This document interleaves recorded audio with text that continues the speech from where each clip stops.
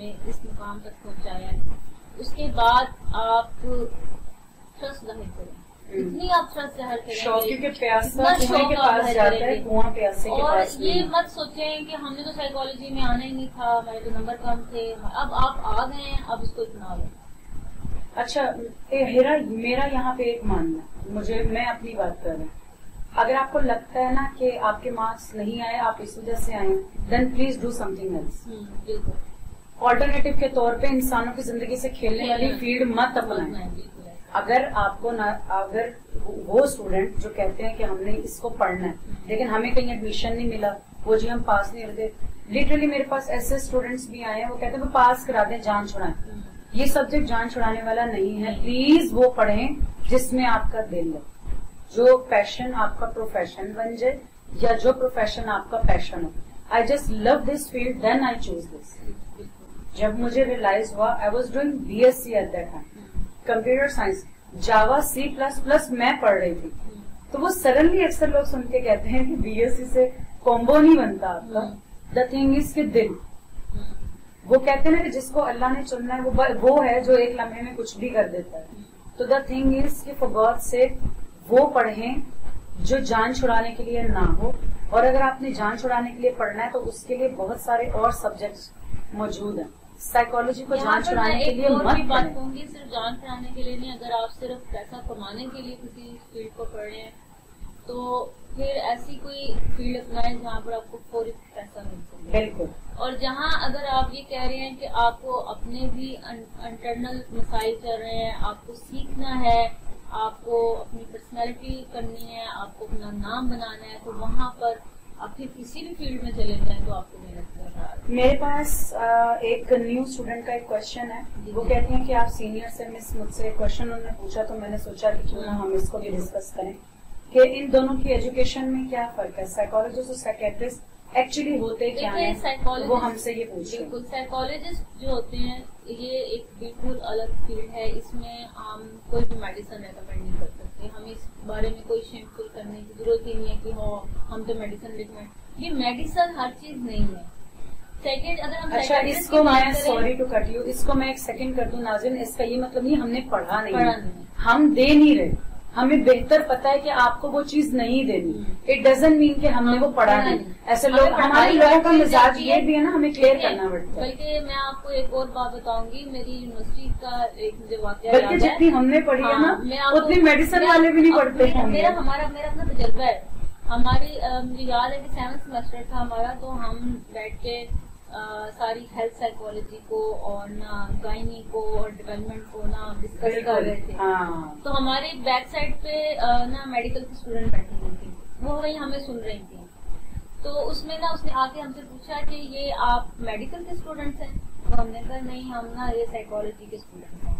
तो कहती है यकीन करें इतना डीपली हमें नहीं पढ़ाया गया, इतना डीपली आप लोग डिस्कस कर रहे हैं, जो थ्योरीज आप डिस्कस कर रहे हैं, जो बातें आप डिस्कस कर रहे हैं, प्लीज आप हमें हमारे अपने नोट मैं आपको कॉपी करा के अभी वापस करती हूँ। और मेरे साथ ये हुआ है, ये जब हम coronary heart disease health psychology में पढ़ते हैं कि why males take more than females attack, कुछ टीचर ने इस तरह का सब्जेक्ट रखा था। तो हमारे पीछे ना कार्डियोलॉजी के बैठे हुए थे, क्योंकि मैं PIMH में इंटर्नशिप कर रही हूँ। तो उसने कहा कि डिड यू स्टडीड हार्ट? तो मैंने कहा जी। तो वो कहता है कि आपने ये कहाँ से पढ़ा है कि दिल की वो वेन इस तरफ जाती है, वो हिस्सा ब्लॉक होता है, तो ये होता है। अगर आपका ये स्टंट उस जगह पे, उस वक्त मुझे पूरा, मेरी प्रेजेंटेशन कॉर्नरी पर थी, तो मैंने विद पिक्चर्स इसको इलेबोरेट किया था। देखो बात ये होती है कि टॉपिक पे या सब्जेक्ट पे डिपेंड नहीं करता, आपको उसको सीखने का जुनून नहीं होना चाहिए। मैं 7 किलोमीटर 8 किलोमीटर भी पैदल चल के किसी टीचर के घर गई नहीं हूँ, और भूख के हमारे प्यास में रोजे में, वो अल्लाह के कबूल करने वाला होता है। पर अपनी तरफ से मैंने अपनी फील्ड में कोई कमी नहीं छोड़ी। यही बात होती है सीखने के लिए कि मुझे जैसे हमने कहाँ से पढ़ी, हमने स्पीच थेरेपी पढ़ी, तो पूरा ENT पढ़ा।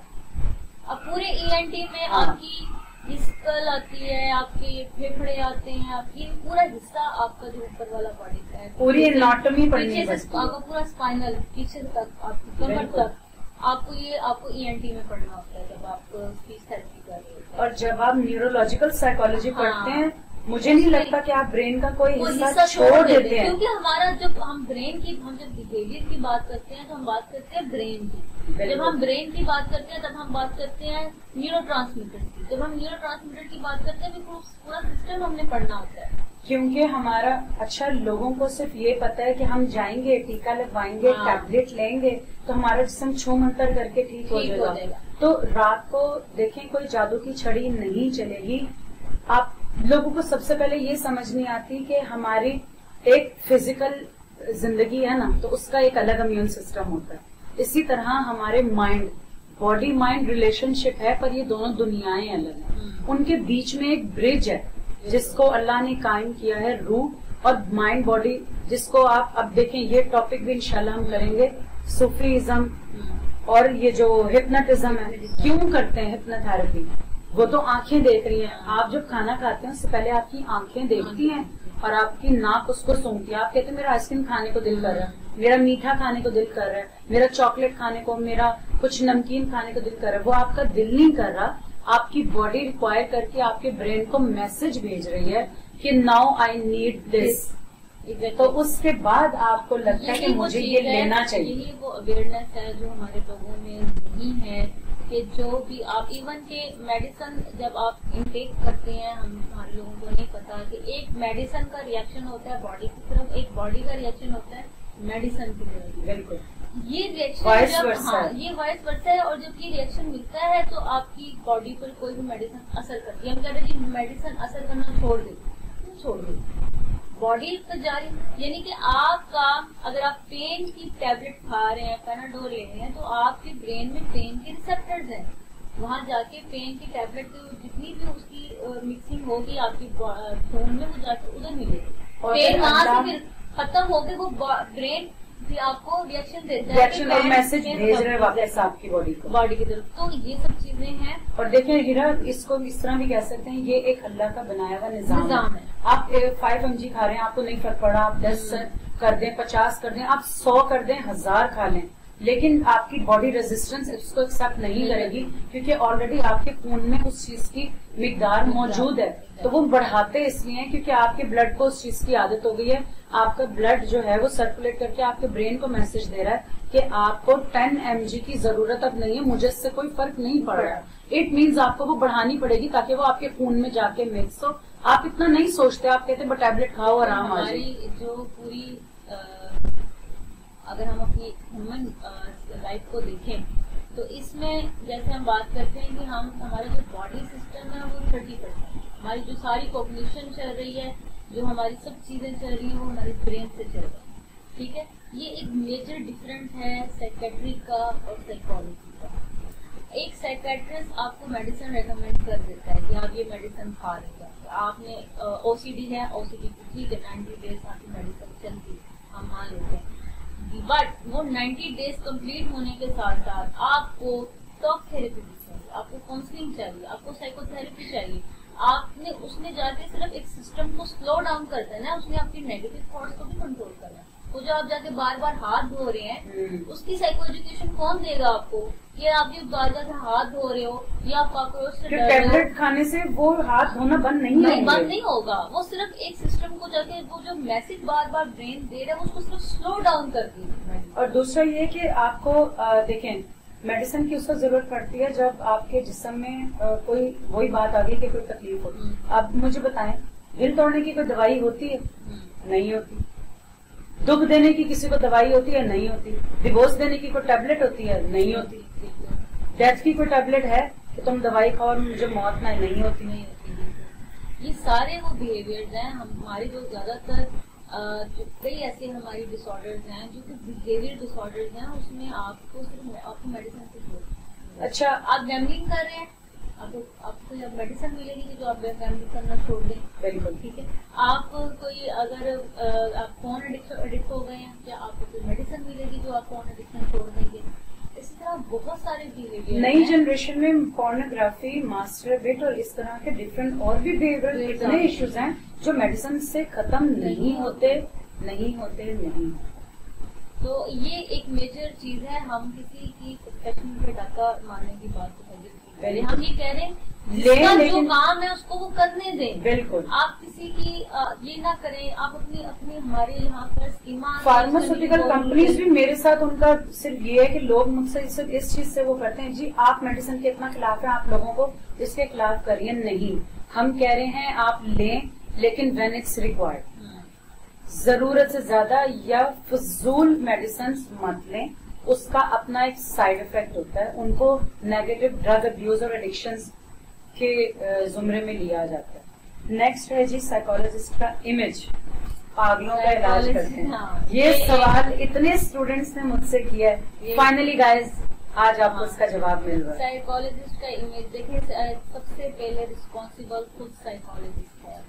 बिल्कुल, अगर आप अपनी फील्ड के साथ ईमानदार हैं, अगर आप वाकई साइकोलॉजिस्ट बनना चाहते हैं, मेरा क्वेश्चन होता है कि हर यूनिवर्सिटी जो है, एक ऐड कर दूं सवाल जी, आप पागलों का इलाज करते हैं?